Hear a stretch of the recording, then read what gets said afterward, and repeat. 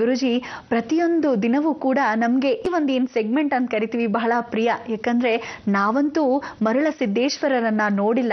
ನೀವು ಆ ಕಥೆಯನ್ನ ಹೇಳುವಾಗ ಕಣ್ಮುಂದೆನೆ ಆಗ್ತಾ ಏನೋ ಆ ದೃಶ್ಯಗಳು ಅನ್ನೋ ಅಷ್ಟು ಸ್ವಾರಸ್ಯಕರವಾಗಿ ಹೇಳ್ತಿರ್ತೀರಾ. ಇವತ್ತು ಅವರ ಮಹಿಮೆಯ ಕುರಿತಾಗಿ ಯಾವ ಒಂದು ಅಧ್ಯಾಯವನ್ನ ಹೇಳ್ತಾ ಇದ್ದೀರಾ? ಪ್ರೇಕ್ಷಕ ಬಾಂಧವರಿಗೆ ಇವತ್ತಿನ ದಿವಸ ಅಂಥ ಒಂದು ಪರಿಪೂರ್ಣವಾಗಿರ್ತಕ್ಕಂಥ ಜ್ಞಾನೋದಯ ಜೊತೆಗೆ ರೋಗವನ್ನು ಓಡಿಸೋಣ. ಏನಪ್ಪ ರೋಗ ಓಡಿಸೋಣ ಇವತ್ತಿನ ದಿವಸ ಅಂದ್ಕೊಂಡ್ರೆ, ಜಗತ್ತಲ್ಲಿ ಪ್ರತಿಯೊಬ್ಬನಿಗೂ ಬೇಕಾಗಿರೋದು ಆರೋಗ್ಯ ಸಮೇತ ಐಶ್ವರ್ಯಂ ಅಭಿವೃದ್ಧ್ಯರ್ಥಂ. ಮನುಷ್ಯನಿಗೆ ಆರೋಗ್ಯ ಇದ್ದರೆ ಐಶ್ವರ್ಯ ಕಟ್ಕೊಂಡು ಏನು ಮಾಡೋಕ್ಕಾಗತ್ತೆ? ಅವನು ಕ್ಷೇಮವಾಗಿದ್ದರೆ ಜೀವನದಲ್ಲಿ ಐಶ್ವರ್ಯವನ್ನು ಸಂಪಾದನೆ ಮಾಡ್ಬೋದು. ಅಂಥ ಒಂದು ಘಟನೆ ಈ ಒಂದು ವಿಶೇಷವಾಗಿರ್ತಕ್ಕಂಥ ದೆಬ್ಬೆಘಟ್ಟದಲ್ಲಿ ಪ್ರಾರಂಭವಾಯಿತು ಆ ಗ್ರಾಮದಲ್ಲಿ. ಏನದು ಅಂತ ತಿಳ್ಕೊಳ್ಳೋಕೆ ಮೊದಲು ಬನ್ನಿ ನಂದೀಶ್ವರನ ಸ್ವಾಗತಿಸೋಣ.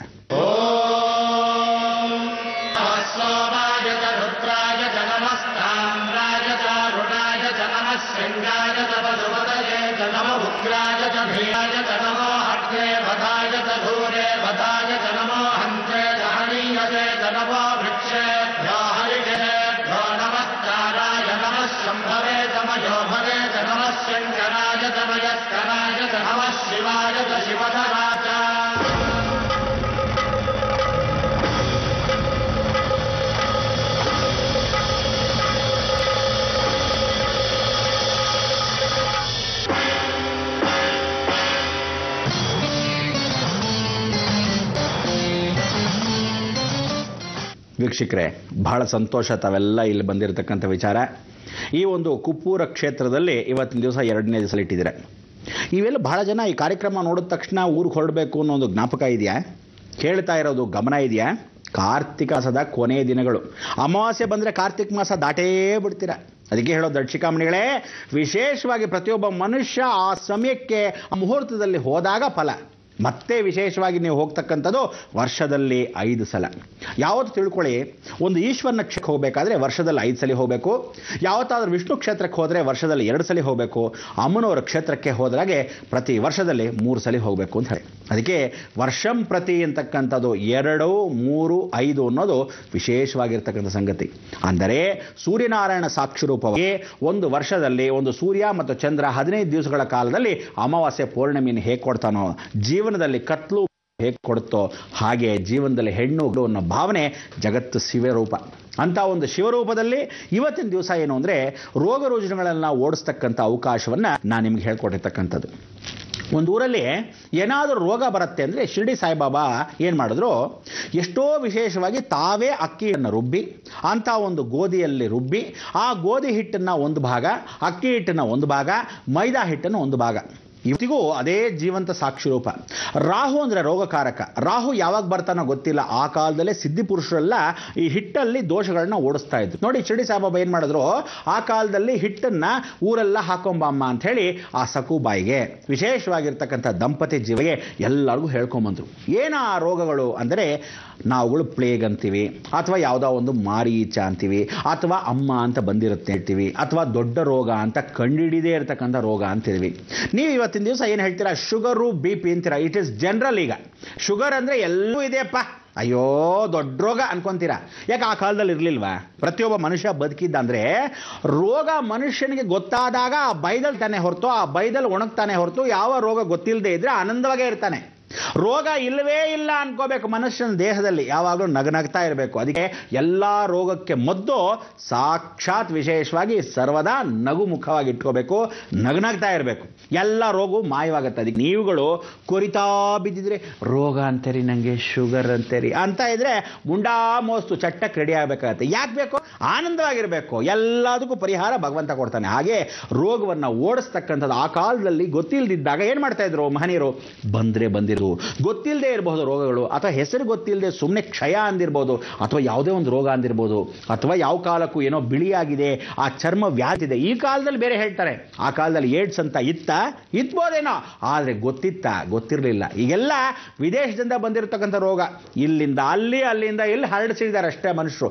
ಈ ರೋಗಗಳು ಬರ್ದಿದ್ದ ಹಾಗೆ ಆಗ ಮಹರ್ಷರು ಸಿದ್ಧಪುರುಷರಾಗಿರ್ತಕ್ಕಂಥವ್ರು ಎಷ್ಟೋ ಜನ, ಶಿರ್ಡಿ ಸಾಯಿಬಾಬಾ ಅಂತವರು ಎಷ್ಟು ವಿಧವಾದ ರೋಗಗಳನ್ನ ಹೇಗೆ ಓಡಿಸೋದು, ಊರ್ನೆಲ್ಲ ಒಂದು ಬೌಂಡ್ರಿ.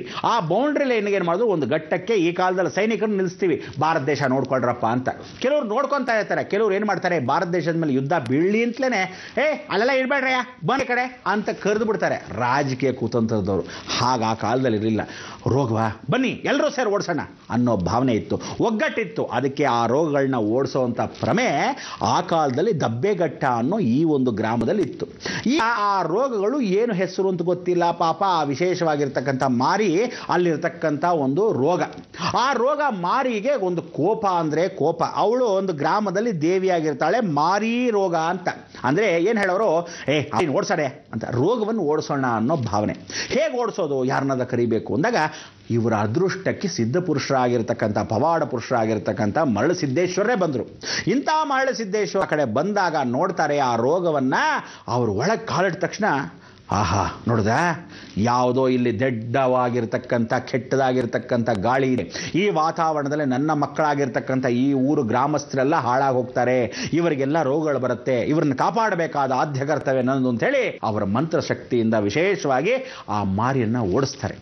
ಆ ಮಾರಿಯನ್ನು ಹೇಗೆ ಓಡಿಸ್ತಾರೆ ಅಂದರೆ, ನೀವುಗಳು ಮಾರಿ ಕಣ್ಣಿಗೆ ಕಾಣಲ್ಲ, ಊರಲ್ಲಿ ಎಲ್ಲೂ ಕಾಣಲ್ಲ. ಮಹಾಪುರುಷರಿಗಾದರೆ ಆ ರೋಗ ಉದ್ಭವ ಮಾಡಿಸ್ತಾರಲ್ಲ, ಆ ರೋಗಿಷ್ಠರನ್ನೇ ಕರೆಸ್ತಾರೆ. ಅಂದರೆ ಅಲ್ಲಿರ್ತಕ್ಕಂಥ ದುಷ್ಟಶಕ್ತಿಗಳನ್ನೇ ಕರೀತಾರೆ, ಬಾಯಲ್ಲಿ ಹೋಗ ಊಚೆಯಿಂದ ಆಚೆ, ನೀನು ಈ ಊರಿಗೆ ಇನ್ನೊಂದ್ಸಲಿ ಕಾಲಿಟ್ಟರೆ ಹೇಳ್ತೀನಿ ಅಂತ. ಈ ಸಿದ್ಧಪುರುಷರು ಕಾಲಿಟ್ಟ ಗಳಿಗೆ ಹೊರಗಡೆ ಹೊರಟಾಳೆ. ಸೊ ಮಾರಿ ಹೊರಗಡೆ ಓಡಿಸಿದ್ದ ಕ್ಷೇತ್ರವೇ ದಬ್ಬೆಘಟ್ಟ. ಇವತ್ತಿಗೂ ಅಂಥ ಒಂದು ಜೀವಂತ ಸಾಕ್ಷಿ ಆ ಊರಲ್ಲಿ. ವಿಶೇಷವಾಗಿ ಸಪ್ತಮಾತೃಕಾ ಪೂಜೆ ಅಂತ ಮಾಡ್ತಾ ಇದ್ದಾಗ ಆ ಸಪ್ತಮಾತೃಕಾ ಪೂಜೆ ವಿಧಾನದಲ್ಲಿ ಮಾರಿಯನ್ನು ಓಡಿಸಿದ್ದ ಒಂದು ಹಿರಿಮೆ ಸಾಕ್ಷಾತ್ ಸಿದ್ಧಪುರುಷರು. ಇಂಥ ಸಿದ್ಧಪುರುಷರು ಜೀವನದಲ್ಲಿ ನಾನು ಇವತ್ತು ಹೇಳ್ತಾ ಇದ್ದೀನಿ ಕೇಳಿ. ನೀವುಗಳು ಯಾರಾದರೂ ಅಮ್ಮ ಅಂತ ಬಂದಾಗ ಮೊದಲೆಲ್ಲ ಏನು ಮಾಡೋರು ಅಂದರೆ, ಆ ಹಸು ಗಂಜಲ ತಗೋ.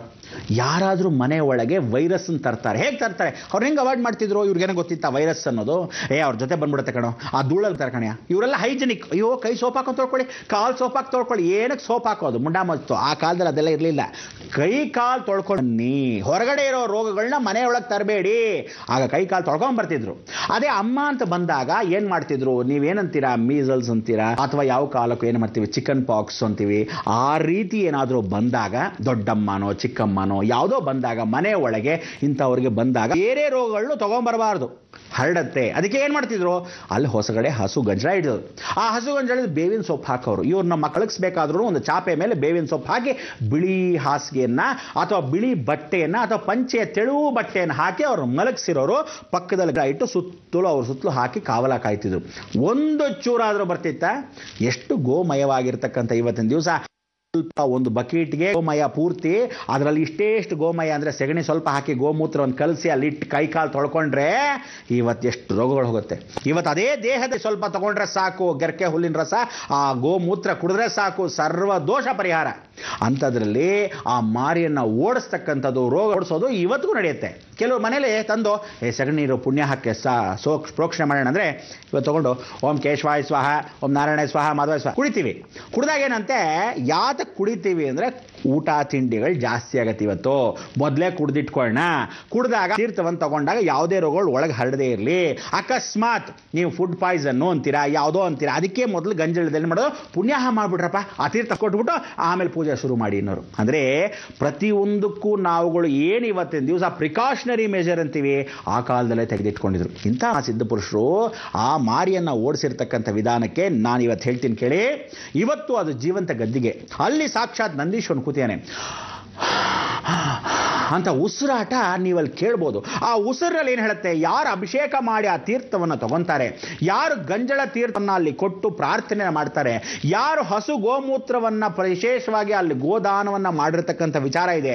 ಇವತ್ತು ಯಾರು ಅಭಿಷೇಕವನ್ನು ಮಾಡಿ ನಿಮ್ಮಲ್ಲಿ ಇರ್ತಕ್ಕಂಥ ರೋಗವನ್ನು, ಹೋಗದೇ ಇರ್ತಕ್ಕಂಥ ರೋಗ, ಡಾಕ್ಟ್ರಿಗೆ ತೋರಿಸೋ ರೋಗ, ಎಂಥ ದೊಡ್ಡ ದೊಡ್ಡ ಕಾಯಿಲೆ ಇದ್ರೂ ಹೋಗದೇ ಇರ್ತಕ್ಕಂಥದ್ದಿದ್ರೆ ಅಲ್ಲಿ ಹೋಗಿ ಒಂದು ಸಲ ನಂದೀಶ್ವರನ ಪೂಜೆ ಮಾಡಿ ಆ ತೀರ್ಥವನ್ನು ನೀವು ಕುಡಿದ್ರೆ ಸಾಕು. ಸಿದ್ದೇಶ್ವರ, ಮರಳ ಸಿದ್ದೇಶ್ವರ, ಇಂಥ ನಿಮ್ಮೆಲ್ಲರ ಮರಳ ತಲೆಯಲ್ಲಿರ್ತಕ್ಕಂಥ ಆ ಗೊಂದಲಗಳನ್ನ ಓಡಿಸ್ತಕ್ಕನೆ ಕುಪ್ಪೂರ ಈಶ ಮರಳ ಸಿದ್ದೇಶ್ವರ.